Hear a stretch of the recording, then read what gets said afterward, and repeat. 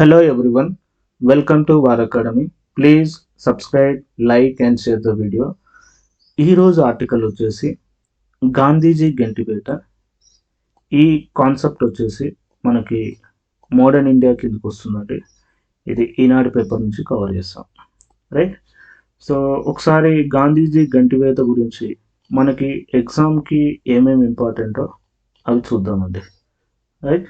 So ఇప్పుడు వచ్చేసి ఏంటంటే మనకి గాంధీజీ గెంటివేత అనగానే మనకు గుర్తొచ్చేసి ఏంటంటే దక్షిణాఫ్రికా రైలు సంఘటన గుర్తొస్తుంది. కానీ దానికంటే ముందే భారతదేశంలోనే తన సొంత రాష్ట్రమైన గుజరాత్లో ఒక ఆంగ్లేయుడు గాంధీజీని గెంటివేశాడు అన్నట్టు, రైట్. ఆ గెంటివేతే గాంధీజీని దక్షిణాఫ్రికాకు వెళ్ళేటట్టు చేసింది అన్నట్టు. గాంధీజీ వచ్చేసి బారిస్టరు లండన్లో చదువుకున్నాడు. ఆ తర్వాత ముంబై హైకోర్టులో ప్రాక్టీస్ చేసింది అన్నట్టు. ఇక్కడ కూడా వచ్చేసి ఏంటంటే ఒక చెట్టు కింద ప్లీడర్ అన్నట్టు. అయితే ఈయనకి ఒక కేసు కూడా వచ్చింది అన్నట్టు. ఈ కేసును కూడా వాదిస్తానని గాంధీజీ మెజిస్ట్రేట్ ముందు భయంతో నోరుప్పలేదు అన్నట్టు. అదే టైంలో న్యాయమూర్తికి అలానే క్లయింట్కి కూడా క్షమాపణ చెప్పేసింది అన్నట్టు. సో ఈ వాదన తనకు సెట్ కాదని తన సోదరుడికి లీగల్ కంపెనీతో బంధం ఉందన్నట్టు. సో అది ఎక్కడ ఉంది అంటే రాజ్కోట్లో. సో రాజ్కోట్లో పిటిషన్ రాయడానికి ఒక జాబ్ కూడా దొరికింది అన్నట్టు.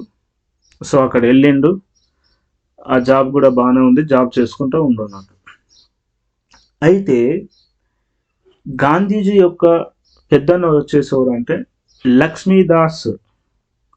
ఈ లక్ష్మీదాస్ ఎవరు అంటే పోర్బందర్ రాజుకి సలహాదారుడు పనిచేస్తున్నాడు, ఓకే. అయితే పేరుకే రాజు కానీ అధికారాలు మాత్రం మొత్తం బ్రిటిష్ వాళ్ళ చేతుల్లో ఉన్నాయన్నట్టు. అయితే నగల విషయంలో రాజుకి బ్రిటిష్ వారికి మధ్యలో గొడవ జరుగుతుంది అన్నట్టు. రాజు ఏమంటాడంటే ఈ నగలు వచ్చేసి నా వ్యక్తిగత ఆస్తి అని అంటున్నాడు. బట్ బ్రిటిష్ వాళ్ళు మాత్రం దీన్ని ప్రజాధనంగా స్వాధీనం చేసుకోవాలని డిసైడ్ అయినట్టు. అయితే రాజు వచ్చేసి ఆంగ్లేయులకు తెలియకుండా ప్యాలెస్ ఖజానా నుంచి నగలు తీసుకున్నారు అన్నట్టు. దీనికి లక్ష్మీదాస్ ఏం చేసిందంటే సహకరించాడు అన్నట్టు.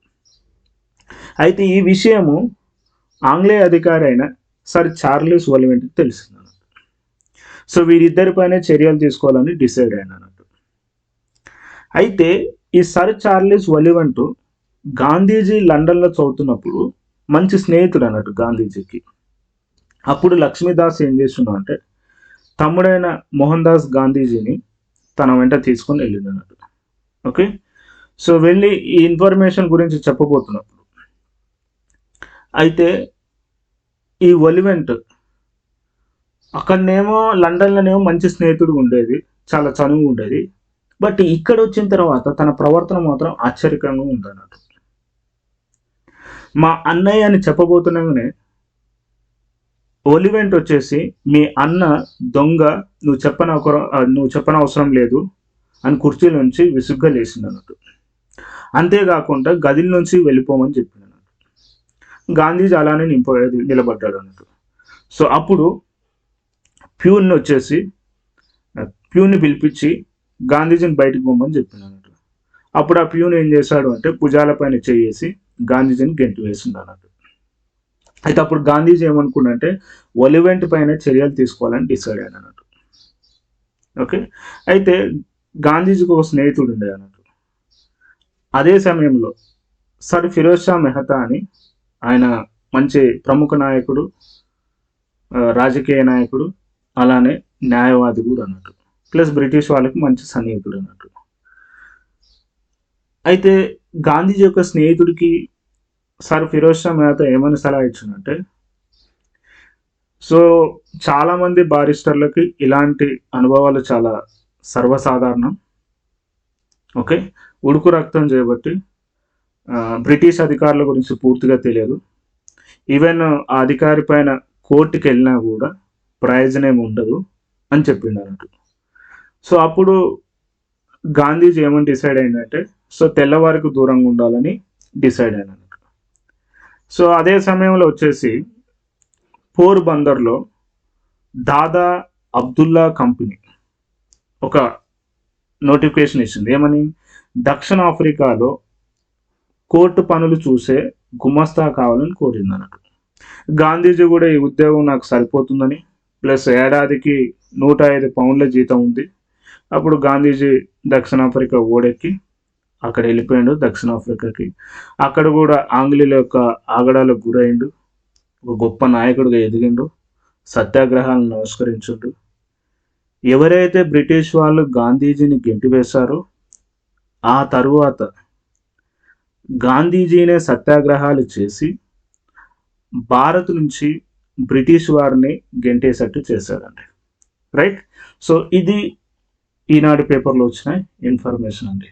అయితే మనకి ఎగ్జామ్లో ఇంపార్టెంట్ పాయింట్స్ ఏంటంటే, గాంధీజీ బారిస్టర్ అయిపోయిన తర్వాత ఎక్కడ ప్రాక్టీస్ చేశాడు అంటే ముంబై హైకోర్టులో. ఇది ఇంపార్టెంట్ పాయింట్ అండి.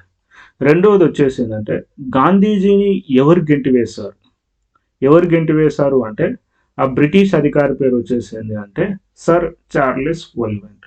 ఇది ఇంపార్టెంట్ అండి. నెక్స్ట్, దక్షిణాఫ్రికాకి గాంధీజీ వెళ్ళాడు కదా, వెళ్ళినప్పుడు ఏ కంపెనీ నోటిఫికేషన్ ద్వారా ఆ గుమస్తా జాబ్కి వెళ్ళాడు అంటే అది దాదా అబ్దుల్లా కంపెనీ. ఓకే, ఇది పోరుబందర్కు చెందింది అన్నట్టు. సో దక్షిణాఫ్రికా కోర్టు పనులు చూసే గుమస్తా కావాలని కోరింది అన్నట్టు. రైట్, ఈ పాయింట్స్ ఇంపార్టెంట్ అండి. Okay, so thanks for watching. Like, share and comment. Do not forget to subscribe to watch more videos like this.